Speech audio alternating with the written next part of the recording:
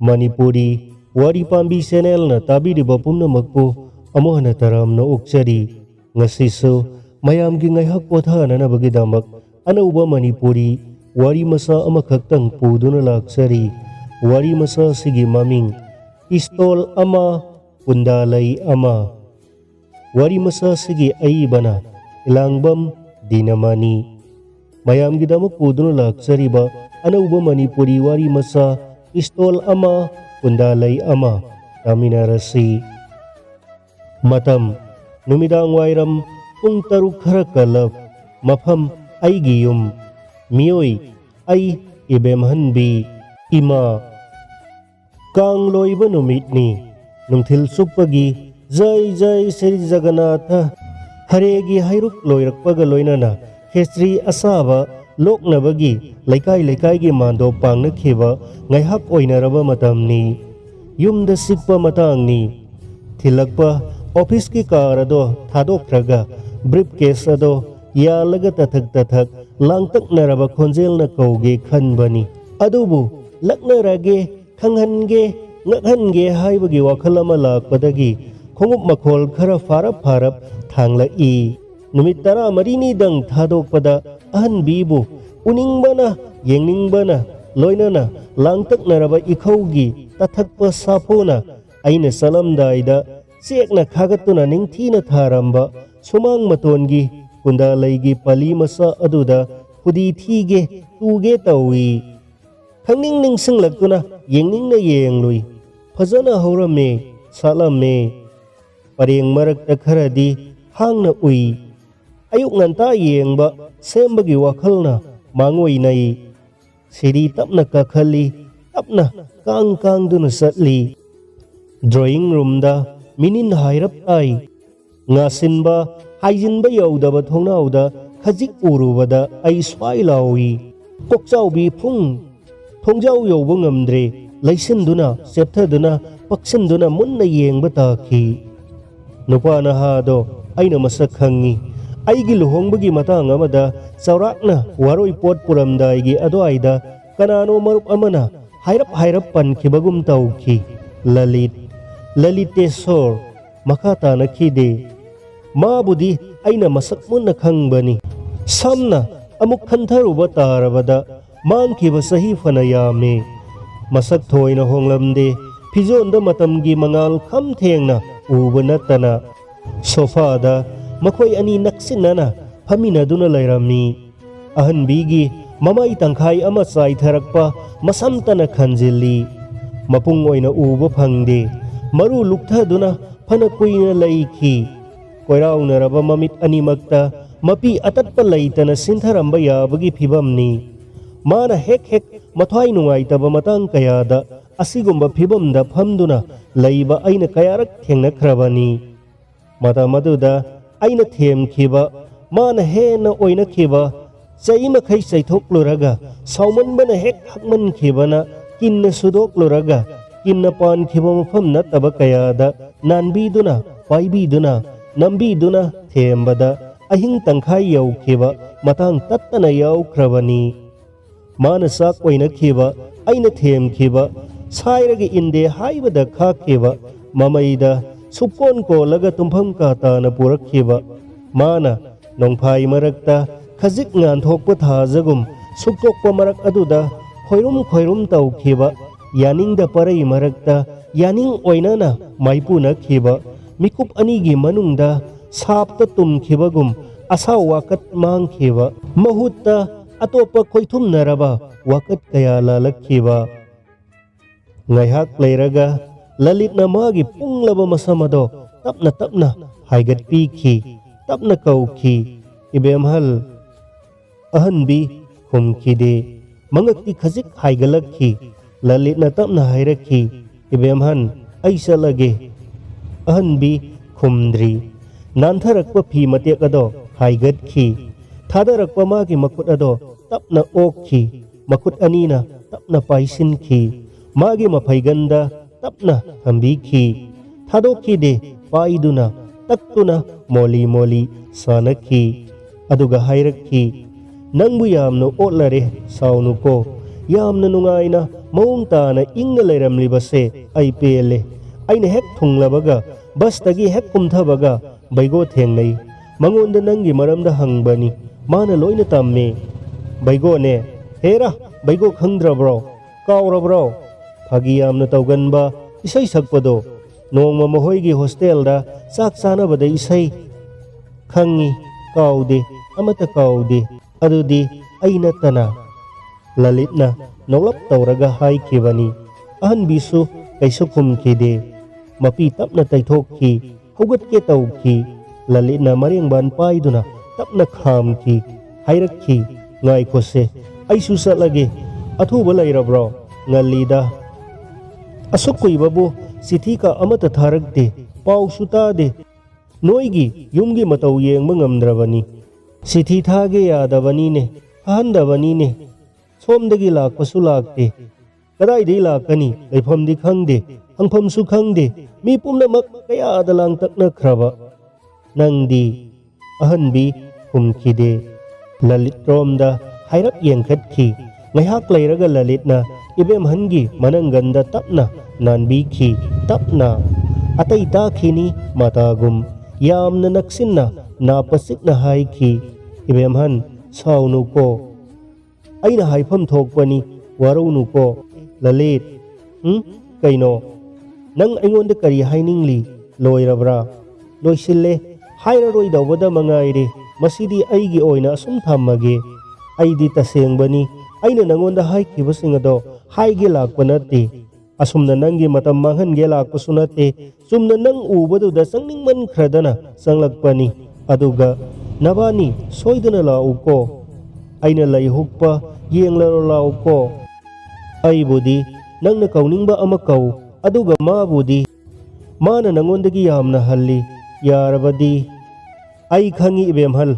ꯑꯩ ꯈꯟꯗꯕꯁꯨ ꯅꯠꯇꯦ꯫ ꯑꯗꯨꯕꯨ ꯉꯁꯤꯒꯤ ꯅꯨꯃꯤꯗꯥꯡꯋꯥꯏ ꯑꯁꯤꯗꯗꯤ ꯅꯍꯥꯟꯋꯥꯏꯒꯤ ꯑꯃ ꯑꯣꯏꯅ ꯂꯧꯔꯨꯕꯅꯅꯤ꯫ ꯍꯌꯦꯡꯗꯒꯤ ꯅꯪ ꯑꯩꯒꯤ ꯏꯇꯩꯃ, ꯃꯥ ꯑꯩꯒꯤ ꯏꯌꯥꯝꯕꯒꯨꯝꯕꯅꯤꯅꯦ꯫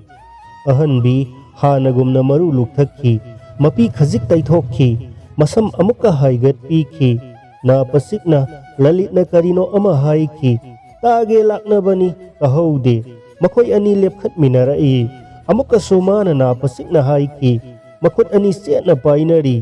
ꯑꯍꯟꯕꯤꯅ ꯅꯣꯛꯐꯦꯠ ꯇꯧꯔꯒ ꯌꯥꯅꯤꯡꯗꯕ ꯎꯠꯄꯒꯤ ꯃꯑꯣꯡꯗ ꯃꯉꯛ ꯍꯥꯏꯈꯤ꯫ ꯑꯗꯣ ꯑꯩ ꯆꯠꯈ꯭ꯔꯒꯦ꯫ ꯐꯔꯦ, ꯑꯩ ꯑꯁꯨꯝ ꯂꯩꯍꯧꯔꯒꯦ꯫ ꯅꯌꯨꯝꯅꯤꯅ ꯂꯩꯍꯧꯕ ꯇꯥꯔꯦꯅꯦ꯫ ꯊꯣꯡꯒꯥꯟ ꯐꯥꯎꯕ ꯍꯦꯛ ꯍꯦꯛ ꯊꯤꯟꯖꯤꯜꯂꯝꯕꯗꯨ ꯊꯤꯟꯖꯤꯜꯂꯔꯣꯏꯗꯣ? ꯐꯔꯦ, ꯁꯥꯎꯅꯨꯀꯣ, ꯑꯩ ꯐꯔꯛ ꯈꯔ ꯇꯥꯔꯨꯔꯦ꯫ ꯑꯍꯟꯕꯤ ꯁꯥꯎꯈꯤꯗꯦ ꯍꯥꯏꯕ ꯑꯩ ꯈꯪꯉꯤ꯫ ꯅꯥꯀꯟꯒꯤ ꯃꯅꯤꯡꯒꯤ ꯊꯣꯡꯒꯥꯟ ꯇꯥꯕ ꯑꯗꯣꯝꯗ ꯊꯣꯛꯃꯤꯟꯅꯈꯤ꯫ ꯉꯥꯁꯤꯟꯕ ꯊꯣꯡꯖꯥꯎꯒꯤ ꯄꯔꯗꯥ ꯍꯦꯛ ꯍꯥꯏꯒꯠꯂꯒ ꯏꯃꯨꯡ ꯆꯪꯉꯤ꯫ ꯁꯣꯐꯥꯗ ꯕ꯭ꯔꯤꯐꯀꯦꯁ ꯑꯗꯣ ꯂꯪꯁꯤꯟꯕꯣꯏ ꯊꯝꯕꯣꯏ ꯈꯤꯜꯂꯒ ꯃꯈꯣꯏꯅ ꯊꯣꯛꯈꯤꯕ ꯑꯗꯣꯝꯗ ꯊꯣꯛꯀꯦ ꯍꯥꯏꯗꯨꯅ ꯆꯠꯂꯤ꯫ ꯄꯔꯗꯥ ꯍꯥꯏꯒꯠꯂꯨꯔꯒ ꯑꯩ ꯍꯨ ꯍꯜꯂꯛꯈꯤ꯫ ꯃꯤꯍꯨꯠꯊꯣꯡꯗ ꯌꯦꯡꯕꯗ ꯁꯣꯔꯣꯛꯇ ꯃꯕꯥꯅꯤ ꯂꯦꯞꯃꯤꯟꯅꯕ ꯎꯏ꯫ ꯈꯨꯕꯥꯛ ꯏꯁꯩꯒꯤ ꯀꯥꯡꯕꯨ ꯑꯃ ꯀꯟꯅ ꯅꯣꯛꯇꯨꯅ ꯇꯞꯅ ꯇꯞꯅ ꯆꯠꯈꯤꯕ ꯃꯩꯉꯥꯟꯗꯣ ꯎꯍꯧꯏ꯫ ꯊꯣꯡꯅꯥꯎ ꯇꯞꯅ ꯉꯥꯁꯤꯜꯂꯝꯃꯒ ꯑꯩ ꯇꯞꯅ ꯇꯞꯅ ꯑꯃꯨꯛ ꯍꯜꯂꯛꯈꯤ꯫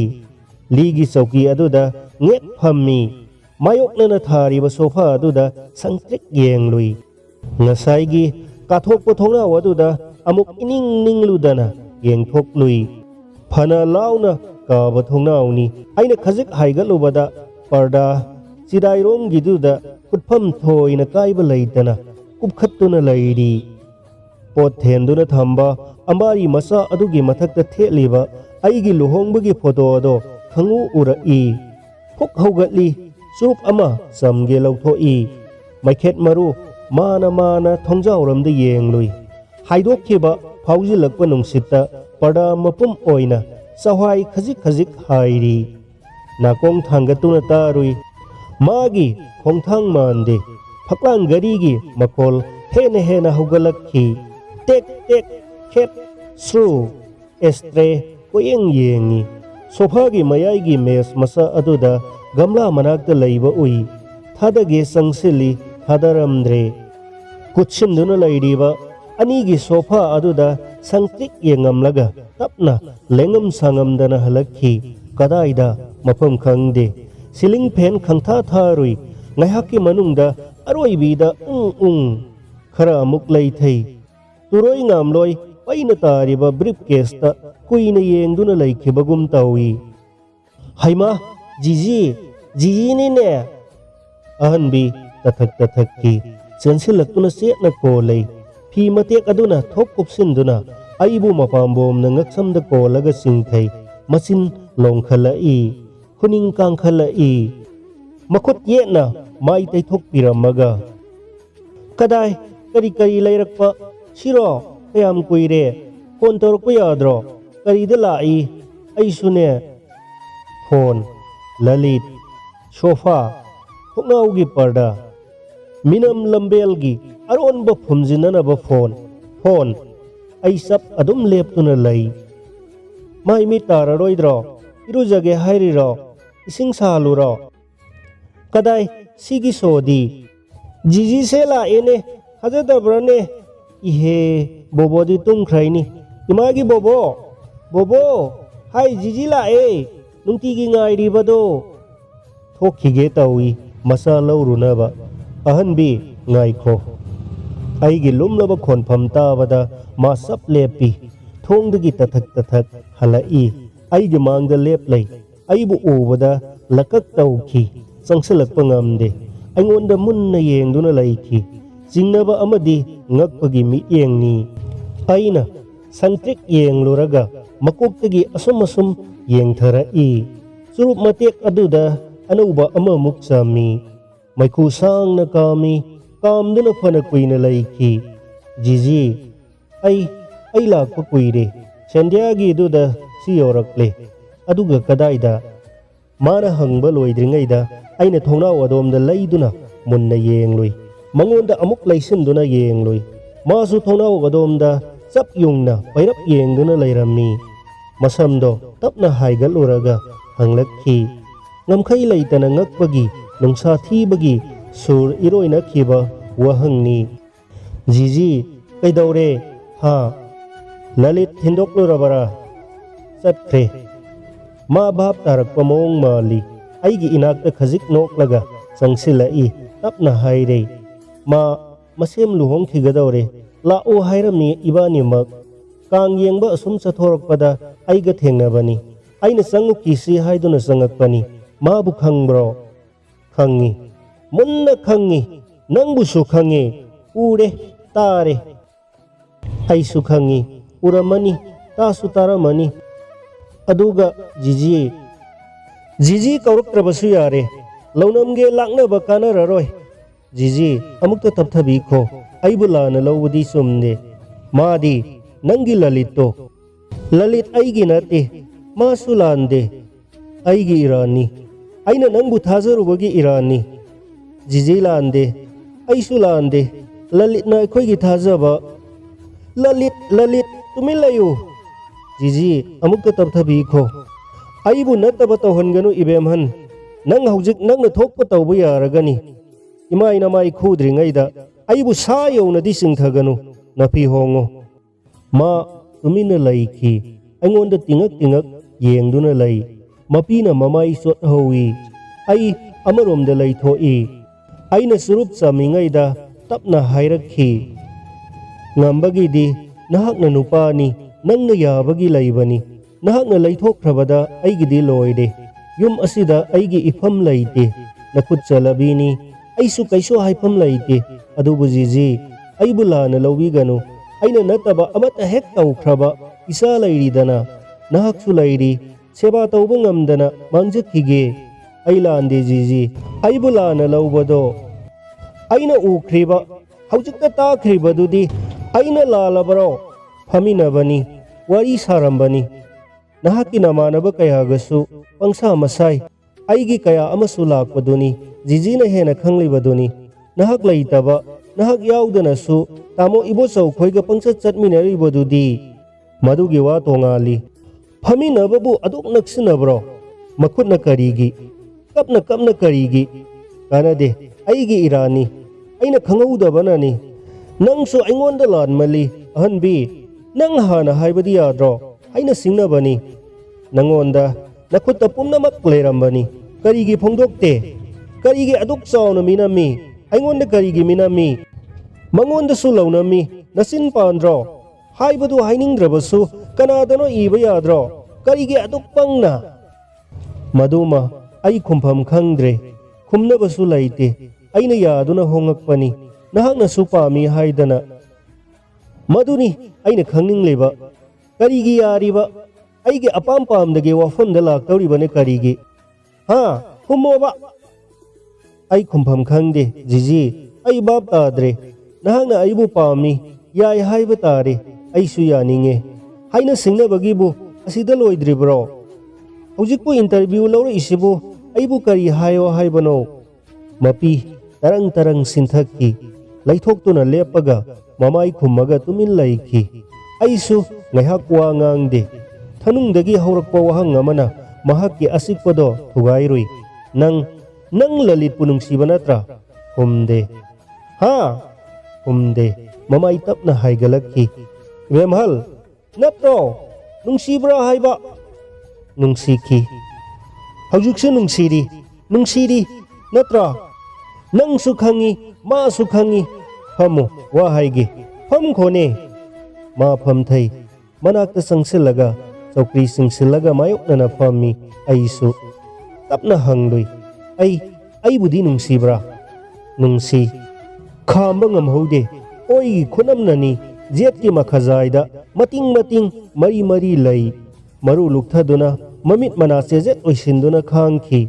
ꯃꯃꯤꯠ ꯅꯣꯏꯅ ꯃꯈꯨꯠꯅ ꯃꯁꯝ ꯇꯞꯅ ꯍꯥꯏꯒꯠꯂꯒ ꯑꯩꯉꯣꯟꯗ ꯌꯦꯡꯈꯠꯂꯛꯈꯤ ꯇꯞꯅ ꯍꯧꯒꯠꯈꯤ ꯃꯤꯡꯁꯦꯜ ꯑꯆꯧꯕꯗꯨꯗ ꯌꯦꯡꯂꯒ ꯃꯆꯤꯟꯕꯥꯟꯒꯤ ꯏ ꯑꯗꯣ ꯃꯐꯤ ꯃꯇꯦꯛꯇꯨꯅ ꯇꯞꯅ ꯇꯩꯊꯣꯛꯏ ꯃꯉꯣꯟꯗ ꯈꯨꯠꯆꯥꯎꯒꯤ ꯈꯨꯠꯅꯝꯅ ꯀꯟꯅ ꯃꯗꯨꯕꯨ ꯌꯥꯕ꯭ꯔꯣ ꯅꯨꯡꯁꯤꯕꯕꯨ ꯃꯥꯁꯨ ꯑꯩꯁꯨ ꯖꯒꯠ ꯂꯣꯏꯅ ꯅꯨꯡꯁꯤꯕ ꯍꯧꯅꯕ꯭ꯔꯣ ꯑꯩꯅ ꯍꯪꯈꯤꯕ ꯑꯗꯨꯒꯤ ꯄꯥꯎꯈꯨꯝ ꯌꯥꯝꯅ ꯃꯣꯡ ꯍꯥꯕ ꯇꯧꯔꯨꯕ ꯂꯩꯇꯅ ꯄꯤꯔꯛꯈꯤ ꯅꯍꯥꯛꯅ ꯑꯩꯕꯨ ꯀꯣꯂꯦꯖꯇ ꯁꯥꯏꯀꯣꯂꯣꯖꯤ ꯇꯝꯕꯤꯔꯛꯂꯝꯗ꯭ꯔꯕ ꯑꯩꯅꯁꯨ ꯐꯤꯂꯣꯁꯣꯐꯤꯒꯤ ꯁꯥꯇ꯭ꯔꯤ ꯑꯃ ꯑꯣꯏꯅ ꯍꯧꯔꯛꯂꯝꯗ꯭ꯔꯕꯗꯤ ꯅꯍꯥꯛꯀꯤ ꯋꯥꯍꯪ ꯑꯗꯨꯒꯤ ꯄꯥꯎꯈꯨꯝ ꯌꯥꯝꯅ ꯁꯥꯡꯅ ꯄꯤꯅꯤꯡꯂꯝꯗꯕ ꯌꯥꯏ ꯅꯍꯥꯛꯀꯤ ꯂꯝꯆꯠ ꯃꯐꯝ ꯈꯪꯗ꯭ꯔꯕꯤ ꯂꯧꯅꯝꯕꯤ ꯅꯨꯄꯤ ꯑꯃ ꯑꯣꯏꯅ ꯅꯠꯇ꯭ꯔꯕꯁꯨ ꯃꯅꯣꯕꯤꯒ꯭ꯌꯥꯟꯗ ꯊꯋꯥꯏ ꯌꯥꯎꯖꯕꯤ ꯅꯍꯥꯛꯀꯤ ꯑꯗꯨꯉꯩꯒꯤ ꯅꯧꯔꯤꯕꯤ ꯃꯔꯨꯞ ꯑꯃ ꯑꯣꯏꯅ ꯇꯥꯕꯤꯌꯨ ꯈꯖꯤꯛꯇꯪ ꯈꯧꯗꯦꯝꯈꯤ ꯃꯤꯡꯁꯦꯟꯗ ꯃꯇꯨꯡ ꯑꯣꯟꯁꯤꯟꯗꯨꯅ ꯂꯦꯞꯂꯒ ꯌꯥꯝꯅ ꯏꯆꯪ ꯊꯧꯅ ꯃꯁꯥꯕꯨ ꯆꯦꯠꯅ ꯊꯥꯖꯅ ꯃꯥꯅ ꯍꯥꯏꯔꯛꯈꯤ ꯂꯩꯁꯥꯔꯤꯉꯩꯗ ꯅꯍꯥꯛꯀꯤ ꯑꯣꯏꯗ꯭ꯔꯤꯉꯩꯗ ꯑꯩꯅ ꯃꯥꯕꯨ ꯅꯨꯡꯁꯤꯔꯨꯏ ꯃꯥꯅꯁꯨ ꯑꯩꯕꯨ ꯅꯨꯡꯁꯤ ꯍꯧꯅꯕꯅꯤ ꯇꯁꯦꯡꯕ ꯃꯄꯨ ꯃꯁꯛ ꯈꯪꯅꯗ꯭ꯔꯤꯉꯩ ꯃꯥꯒꯤꯅꯤ ꯍꯥꯏꯕ ꯇꯪꯗꯥꯡꯕ ꯃꯤꯁꯛ ꯂꯩꯇ꯭ꯔꯤꯉꯩꯗ ꯀꯅꯥꯒꯨꯝꯕ ꯑꯃꯕꯨ ꯑꯃꯅ ꯅꯨꯡꯁꯤꯔꯨꯕ ꯈꯣꯏꯗꯥꯔꯨꯕ ꯄꯥꯞ ꯅꯠꯇꯦ ꯆꯍꯤ ꯃꯇꯥꯡꯒꯤꯅꯤ ꯀꯔꯤꯒꯨꯝꯕ ꯀꯅꯥꯒꯨꯝꯕ ꯑꯃꯗ ꯊꯃꯣꯏ ꯆꯪꯗꯦ ꯍꯥꯏꯗꯨꯅ ꯂꯩꯈ꯭ꯔꯕꯤꯁꯤꯡꯁꯨ ꯑꯆꯠ ꯑꯋꯣꯛ ꯀꯌꯥ ꯊꯦꯡꯅꯕꯗ ꯎꯅꯕꯗ ꯌꯦꯡꯅꯕꯗ ꯆꯥꯅꯔꯨꯕ ꯃꯇꯝ ꯃꯐꯝꯗ ꯄꯥꯝꯃꯨꯕ ꯅꯨꯡꯁꯤꯅ ꯊꯣꯛꯂꯨꯕ ꯑꯁꯦꯡꯕꯅꯤ ꯐꯣꯡꯗꯣꯛꯅꯗꯕꯒꯤ ꯋꯥꯅ ꯑꯃꯅꯤ ꯃꯤꯗꯨꯒꯤ ꯑꯣꯏꯅ ꯂꯩꯈ꯭ꯔꯦ ꯑꯗꯨꯒ ꯀꯅꯥꯁꯨ ꯅꯠꯅꯗꯕ ꯃꯁꯛ ꯃꯁꯥ ꯐꯥꯎꯕ ꯈꯪꯅ ꯎꯅꯗꯕ ꯂꯝꯖꯥꯎꯗ ꯆꯠꯄ ꯑꯃ ꯐꯥꯎꯕꯗ ꯑꯌꯦꯛꯄ ꯂꯥꯏ ꯑꯃ ꯐꯥꯎꯕꯗ ꯈꯣꯏꯗꯥꯔꯨꯕ ꯃꯁꯥꯅ ꯇꯥꯕꯅꯤ ꯏꯟꯁꯇꯤꯡꯇꯤꯚ ꯕꯤꯍꯦꯚꯤꯌꯔꯅꯤ ꯃꯇꯝ ꯑꯗꯨꯗ ꯅꯍꯥꯛꯄꯨ ꯈꯪꯗ꯭ꯔꯤ ꯑꯩꯕꯨꯁꯨ ꯈꯪꯂꯝꯈꯤꯔꯣꯏ ꯍꯥꯏꯅ ꯁꯤꯡꯅꯔꯦ ꯍꯣꯡꯂꯦ ꯅꯅꯥꯛꯇ ꯂꯥꯛꯂꯦ ꯅꯍꯥꯛ ꯑꯩꯒꯤ ꯑꯣꯏꯔꯦ ꯑꯩꯁꯨ ꯅꯍꯥꯛꯀꯤ ꯑꯣꯏꯅ ꯂꯩꯔꯔꯦ ꯅꯍꯥꯛꯄꯨ ꯑꯃꯨꯛ ꯅꯧꯅ ꯅꯨꯡꯁꯤꯔꯦ ꯂꯨꯍꯣꯡꯕ ꯅꯨꯃꯤꯠꯇꯒꯤ ꯑꯁꯨꯝ ꯅꯨꯡꯁꯤꯔꯛꯄꯅ ꯅꯣꯡꯃꯇ ꯃꯌꯦꯡ ꯇꯥꯈꯤꯗ꯭ꯔꯤ ꯉꯥꯏꯍꯥꯛꯇꯪ ꯎꯗꯕ ꯃꯇꯝꯗ ꯐꯥꯎꯕ ꯅꯍꯥꯛꯀꯤ ꯐꯣꯇꯣ ꯄꯨꯊꯣꯛꯇꯨꯅ ꯌꯦꯡꯉꯤ 5ꯅꯤ 10ꯅꯤꯗꯪ ꯂꯥꯞꯊꯣꯛꯅꯔꯨꯔꯕꯁꯨ ꯀꯞꯄꯅ ꯏꯄꯨꯝ ꯊꯤꯠꯂꯤ ꯅꯍꯥꯛꯅ ꯊꯣꯛꯈꯤꯕ ꯊꯣꯡꯒꯥꯜ ꯑꯁꯣꯝꯗ ꯉꯥꯏꯍꯥꯛ ꯂꯩꯇꯅ ꯌꯦꯡꯉꯤ ꯅꯍꯥꯛꯅ ꯑꯣꯐꯤꯁꯇꯒꯤ ꯀꯨꯝꯃꯛꯄꯗ ꯅꯣꯝꯍꯧ ꯆꯧꯀꯥꯟ ꯆꯪꯂꯛꯄ ꯑꯩꯅ ꯊꯣꯡꯅꯥꯎꯗꯒꯤ ꯎꯈꯤꯕꯗꯣ ꯃꯗꯨꯗ ꯎꯗꯨꯅꯇ ꯂꯩ ꯃꯪꯗ ꯅꯍꯥꯛꯇꯅꯤ ꯅꯪꯅ ꯂꯥꯛꯀꯅꯤ ꯍꯥꯏꯔꯛꯄ ꯅꯨꯃꯤꯠ ꯑꯗꯣ ꯍꯦꯛ ꯄꯥꯕꯗ ꯈꯨꯠ ꯑꯁꯦ ꯆꯥꯛ ꯊꯣꯡꯂꯤꯉꯩꯗ ꯑꯃꯨꯛ ꯊꯦꯛꯏ ꯏꯔꯨꯖꯔꯤꯉꯩꯗ ꯑꯃꯨꯛ ꯊꯦꯛꯏ ꯅꯆꯥꯁꯦ ꯁꯨꯝꯕꯗ ꯑꯃꯨꯛ ꯊꯦꯛꯏ ꯅꯨꯃꯤꯠꯅ ꯃꯁꯤ ꯁꯨꯛꯂꯦꯡ ꯂꯦꯡꯗꯕ ꯑꯃꯗꯨꯒꯤꯗꯤ ꯅꯨꯡꯁꯤꯕꯗꯨꯗꯤ ꯀꯥꯎꯈ꯭ꯔꯕ꯭ꯔꯥ ꯐꯥꯈꯤꯕ ꯏꯁꯩ ꯀꯩꯁꯨ ꯂꯩꯇꯕ ꯑꯗꯨ ꯐꯥꯎꯕ ꯈꯪꯍꯧꯗꯅ ꯉꯪꯈꯤꯕ ꯇꯥꯏꯕꯪꯅꯤ ꯊꯧꯗꯣꯛ ꯀꯌꯥ ꯑꯔꯥꯛꯄ ꯊꯧꯗꯣꯛꯅ ꯅꯝꯊꯛꯈꯤꯕ ꯌꯥꯏ ꯑꯗꯨꯒ ꯃꯗꯨꯃꯛ ꯄꯨꯡꯃꯨꯠ ꯃꯨꯠꯈ꯭ꯔꯦ ꯍꯥꯏꯕꯗꯤ ꯖꯤꯖꯤꯁꯨ ꯍꯥꯏꯕꯤꯌꯨ ꯃꯤꯑꯣꯏꯕꯒꯤ ꯊꯃꯣꯏꯗ ꯑꯣꯏꯊꯣꯛꯀꯗ꯭ꯔꯅꯦ ꯅꯨꯡꯁꯤꯕ ꯊꯃꯣꯏꯒꯤ ꯆꯥꯎꯔꯕ ꯈꯨꯅꯤꯡꯊꯦꯛ ꯑꯃꯅꯤ ꯑꯩꯅ ꯊꯥꯖꯕ ꯉꯝꯗꯦ ꯊꯋꯥꯏꯅ ꯍꯤꯡꯂꯤ ꯃꯈꯩ ꯀꯥꯎꯗ꯭ꯔꯕ ꯊꯧꯗꯣꯛ ꯑꯃ ꯑꯣꯏꯕ ꯇꯥꯕꯅꯤ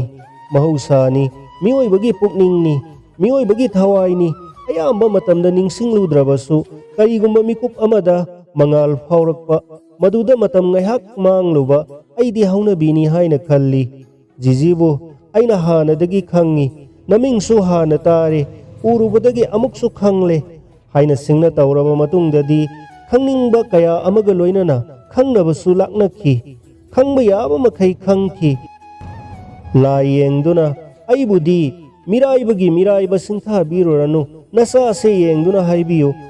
ꯅꯍꯥꯟꯋꯥꯏ ꯖꯤꯖꯤ ꯈꯣꯏꯒ ꯇꯝꯃꯤꯟꯅꯔꯝꯕꯤ ꯏꯆꯦ ꯑꯃ ꯁ꯭ꯌꯥꯝꯕꯂꯥꯕꯨ ꯁꯨꯡꯅꯤꯡꯃꯛ ꯅꯤꯡꯁꯤꯡꯕꯤꯗ꯭ꯔꯕ꯭ꯔꯣ ꯍꯥ ꯁ꯭ꯌꯥꯝꯕꯂꯥ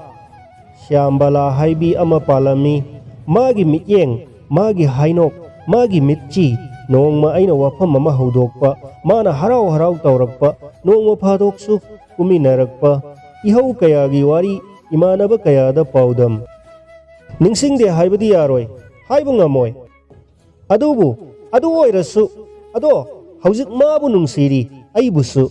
ꯑꯩꯕꯨꯅ ꯀꯅꯥ ꯑꯣꯏꯅ ꯃꯥꯕꯨꯅ ꯀꯔꯤ ꯑꯣꯏꯅ ꯃꯥꯅ ꯃꯥ ꯑꯣꯏꯅ ꯖꯤꯖꯤꯅ ꯖꯤꯖꯤ ꯑꯣꯏꯅ ꯃꯥꯅ ꯃꯇꯝ ꯑꯃꯒꯤ ꯃꯔꯨꯞꯅꯤ ꯅꯍꯥꯛꯅ ꯑꯩꯒꯤꯅꯤ ꯈꯟꯖꯕꯗꯤ ꯑꯩꯇꯒꯤꯅꯤ ꯏꯊꯟꯇꯒꯤꯅꯤ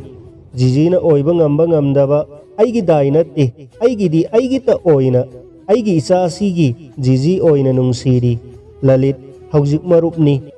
ꯏꯅꯥꯎꯁꯤꯡ ꯑꯣꯏꯔꯕꯅꯤ ꯃꯁꯦꯝ ꯂꯨꯍꯣꯡꯂꯅꯤ ꯀꯥꯡꯈꯣꯡ ꯆꯥꯏꯕꯒꯤ ꯊꯥꯖꯅꯕꯤ ꯂꯩꯇ꯭ꯔꯦ ꯃꯥꯁꯨ ꯍꯦꯟꯅ ꯑꯁꯨꯝ ꯍꯦꯟꯅ ꯂꯥꯞꯊꯣꯛꯈ꯭ꯔꯕꯅꯤ ꯅꯛꯁꯤꯟꯅꯅꯕ ꯃꯐꯝ ꯃꯇꯝ ꯂꯩꯕꯗꯤ ꯍꯥꯏꯔꯨꯅꯨ ꯊꯥꯏꯅꯒꯤ ꯑꯣꯏꯅ ꯋꯥꯔꯤꯅꯕꯒꯤ ꯃꯇꯥꯡ ꯃꯉꯥꯏꯔꯦ ꯂꯩꯔꯕꯗ ꯑꯗꯣ ꯅꯪꯒꯤ ꯉꯁꯤꯒꯤꯗꯨꯅ ꯑꯗꯨꯅ ꯀꯔꯤ ꯃꯗꯨꯅ ꯂꯥꯜꯂꯦ ꯍꯥꯏꯕ ꯇꯥꯔꯒꯗꯤ ꯑꯩ ꯏꯔꯥꯜ ꯂꯩꯔꯕꯤꯅꯤ ꯃꯗꯨꯒꯤ ꯐꯪꯐꯝ ꯊꯣꯛꯄꯗꯗꯤ ꯖꯤꯖꯤꯗ ꯂꯩꯔꯦ ꯑꯗꯨꯒ ꯑꯩꯗꯤ ꯌꯥꯝꯅ ꯍꯦꯟꯅ ꯂꯥꯟꯕ ꯅꯠꯇꯦ ꯈꯜꯂꯤ ꯃꯇꯝ ꯑꯃꯗ ꯈꯖꯤꯛ ꯅꯛꯅꯔꯨꯕꯒꯤ ꯆꯩꯅꯥ ꯈꯖꯤꯛ ꯈꯥꯡꯂꯨꯔꯦ ꯑꯗꯨꯕꯨ ꯑꯩ ꯏꯁꯥꯕꯨ ꯖꯤꯖꯤꯕꯨ ꯉꯝꯈꯩ ꯂꯥꯟꯅ ꯀꯥꯎꯔꯨꯗꯦ ꯀꯥꯎꯕꯁꯨ ꯉꯝꯃꯣꯏ ꯍꯦꯟꯁꯦꯛꯀꯤ ꯃꯇꯥꯡꯗꯁꯨ ꯄꯪꯁꯣꯛ ꯃꯁꯣꯛꯏ ꯂꯤꯂꯥ ꯄꯥꯂꯥꯗꯁꯨ ꯄꯪꯌꯦꯡ ꯃꯌꯦꯡꯃꯤꯟꯅꯩ ꯄꯪꯐꯝ ꯐꯝꯃꯤꯟꯅꯩ ꯑꯗꯨꯒ ꯑꯩꯗꯤ ꯌꯥꯝꯅ ꯂꯤꯛꯆꯕ ꯃꯤꯅꯤ ꯑꯩꯕꯨ ꯊꯥꯖꯗꯕꯗꯤ ꯄꯥꯞ ꯄꯨꯒꯅꯤ ꯄꯥꯞ ꯄꯨꯖꯅꯤ ꯖꯤꯖꯤ ꯑꯩꯕꯨ ꯑꯗꯨꯛ ꯂꯥꯟꯅ ꯂꯧꯕꯗꯤ ꯃꯃꯥꯏ ꯑꯃꯨꯛ ꯈꯨꯝꯖꯤꯟꯈ꯭ꯔꯦ ꯃꯁꯝ ꯄꯨꯂꯞ ꯑꯃꯨꯛ ꯀꯤꯟꯊꯈ꯭ꯔꯦ ꯕ꯭ꯔꯤꯞ ꯀꯦꯁ ꯃꯅꯥꯛꯇ ꯐꯝꯃꯒ ꯑꯩꯅ ꯍꯥꯏꯔꯨꯏ ꯑꯩꯒꯤ ꯌꯨꯝꯗ ꯑꯩꯒꯤ ꯀꯥꯗ ꯑꯩꯃꯛꯀꯤ ꯅꯨꯄꯤꯗ ꯅꯪꯒꯤ ꯉꯁꯤꯒꯤ ꯁꯤꯗꯤ ꯆꯨꯝꯗꯦ ꯃꯗꯨꯗꯤ ꯅꯪꯁꯨ ꯌꯥꯏꯗꯅ ꯌꯥꯔꯦ ꯃꯗꯨꯅ ꯂꯥꯟꯈꯤꯕꯃꯛ ꯇꯥꯔꯕꯗꯤ ꯀꯔꯤꯒꯤ ꯇꯥꯕ ꯇꯥꯗꯕ ꯂꯥꯜꯂꯦ ꯍꯦꯛ ꯃꯍꯥꯏꯌꯨ ꯂꯥꯜꯂꯤ ꯅꯪꯒꯨꯝꯕꯤ ꯃꯋꯥ ꯃꯄꯨꯔꯣꯏꯕ ꯂꯩꯕꯤ ꯑꯃꯅ ꯆꯠꯀꯗꯕ ꯂꯝꯆꯠ ꯅꯠꯇꯦ ꯅꯈꯨꯠ ꯑꯗꯣ ꯑꯩꯇꯒꯤꯅꯤ ꯅꯔꯦꯡꯕꯥꯜ ꯍꯥꯟꯅꯒꯤ ꯈꯪꯗꯦ ꯍꯧꯖꯤꯛ ꯑꯩꯒꯤꯅꯤ ꯑꯩꯇꯒꯤ ꯃꯗꯣ ꯅꯪ ꯁꯦꯟꯅꯍꯧꯕ ꯉꯝꯈꯤꯕ꯭ꯔꯥ ꯅꯁꯝ ꯑꯗꯣ ꯑꯩꯅ ꯍꯥꯏꯒꯠꯄ ꯅꯠꯇꯅ ꯃꯇꯩ ꯃꯅꯥꯎꯒꯤ ꯃꯔꯤ ꯑꯁꯦ ꯅꯪꯅ ꯅꯤꯡꯕꯕꯨ ꯐꯥꯒꯤ ꯑꯣꯏꯔꯕꯣꯏ ꯅꯤꯡꯕ꯭ꯔꯣ ꯂꯅꯥꯏꯇꯒꯤ ꯑꯣꯏꯕ ꯋꯥꯐꯝ ꯑꯃ ꯂꯩꯔꯤꯕꯗꯣ ꯅꯪꯒꯤ ꯁꯥꯏꯀꯣꯂꯣꯖꯤ ꯕꯗꯃꯥꯁ ꯑꯗꯨꯅ ꯆꯠꯅꯕ꯭ꯔꯣ ꯃꯔꯨꯞꯀꯤ ꯅꯨꯡꯁꯤꯕꯅ ꯑꯃꯅꯤ ꯏꯔꯥꯡ ꯌꯥꯎꯅ ꯅꯨꯡꯁꯤꯕꯗꯤ ꯅꯔꯥꯟꯅꯤꯅꯦ ꯆꯨꯝꯅꯒꯤ ꯐꯝꯃꯤꯟꯅꯕꯒ ꯍꯦꯟꯁꯦꯛꯀꯤ ꯈꯨꯠ ꯄꯥꯏꯅꯕꯒ ꯀꯥꯏꯅꯈ꯭ꯔꯕꯤ ꯑꯅꯤꯒꯤꯒ ꯃꯥꯟꯅꯩ ꯍꯥꯏꯅ ꯑꯩ ꯂꯧꯕ ꯉꯝꯗꯦ ꯃꯗꯨꯗꯤ ꯅꯪꯁꯨ ꯌꯥꯔꯤꯗꯅ ꯈꯨꯝꯗꯦ ꯃꯁꯝ ꯍꯥꯏꯒꯠꯇꯨꯅ ꯂꯩ ꯃꯔꯨ ꯑꯗꯨꯃꯛ ꯂꯨꯛꯊꯔꯤ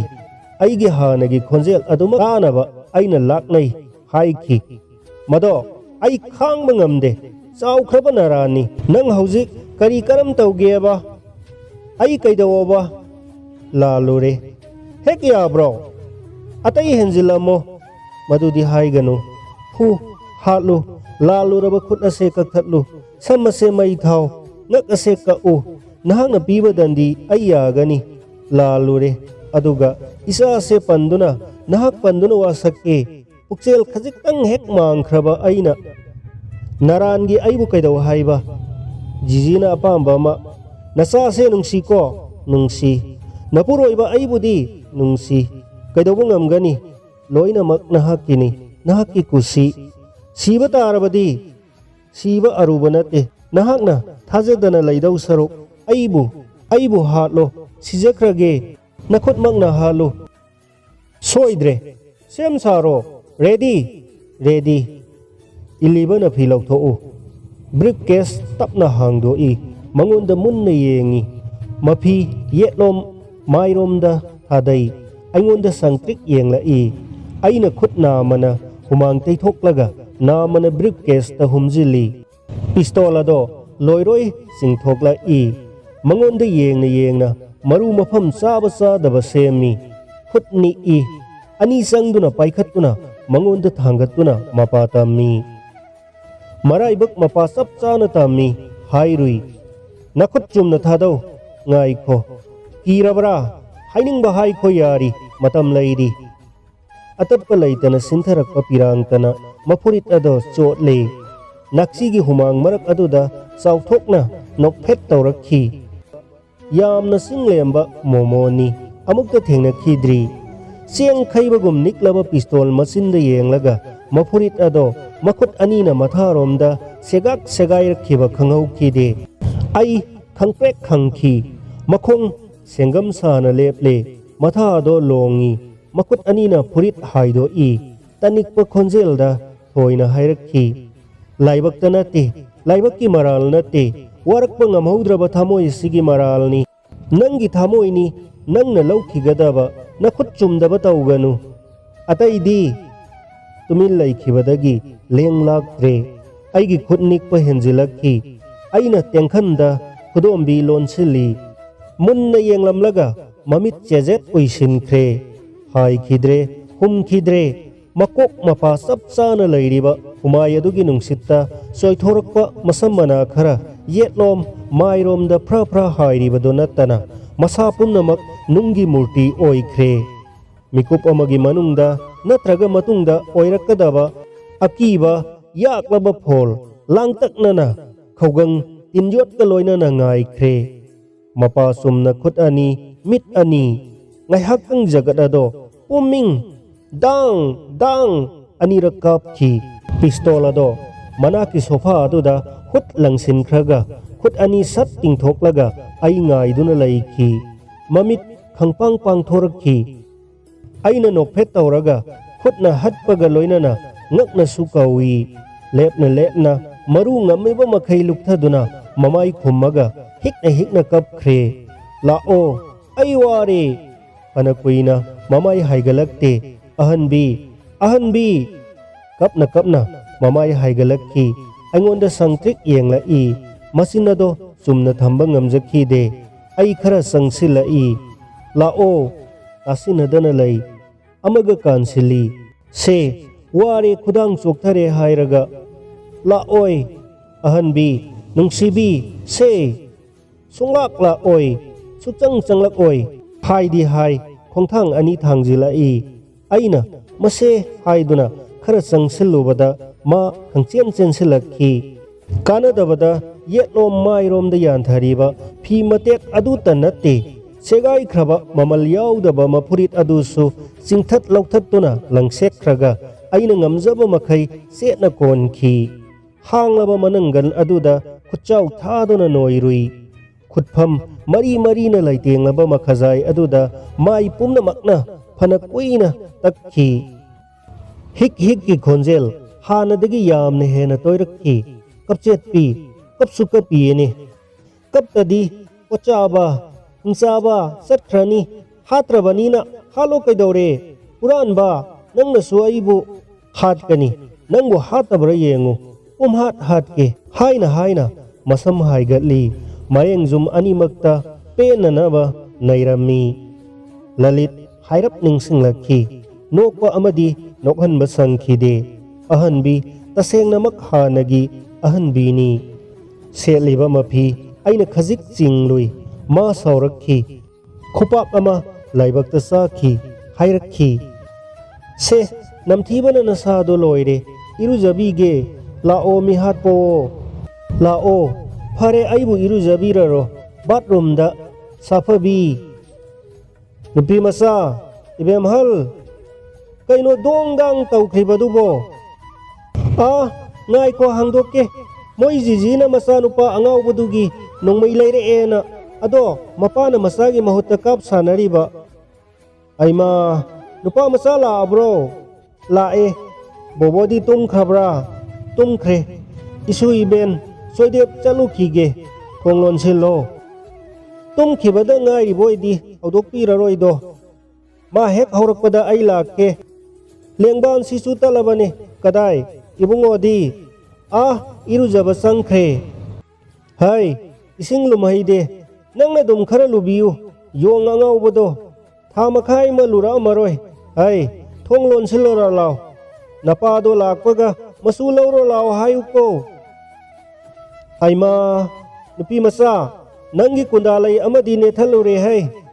ꯍꯥꯏꯍꯧꯗ꯭ꯔꯕꯗꯤ ꯃꯤ ꯈꯨꯗꯤꯡꯒꯤ ꯄꯤꯁꯨꯝ ꯁꯨꯛꯅꯔꯅꯤ ꯏꯃꯥꯅꯅꯤꯀꯣ ꯌꯥꯅꯤ ꯏꯃꯥ ꯃꯄꯨ ꯂꯥꯛꯂꯕꯅꯤꯅ ꯃꯥꯅ ꯊꯣꯛꯄ ꯇꯧꯔꯁꯅꯨ ꯑꯩꯒꯤ ꯅꯠꯇ꯭ꯔꯦ ꯆꯣꯏꯗꯦꯞ ꯆꯣꯡꯕꯗꯣ ꯂꯣꯏꯕ ꯐꯥꯎꯕ ꯌꯥꯎꯔꯛꯑꯣ ꯖꯤꯖꯤ ꯂꯧꯕ ꯂꯥꯛꯍꯟꯒꯦ ꯍꯩ ꯃꯥꯗꯤ ꯋꯥꯔꯛꯏꯅꯤ ꯅꯄꯥ ꯑꯣꯏꯅ ꯊꯥꯔꯛꯎ ꯑꯩ ꯃꯍꯥꯛ ꯂꯥꯛꯇ꯭ꯔꯤꯕ ꯐꯥꯎꯕ ꯉꯥꯏꯔꯝꯒꯦ ꯍꯥꯏꯌꯨ ꯍꯣꯏ ꯍꯣꯏ ꯏꯃꯥ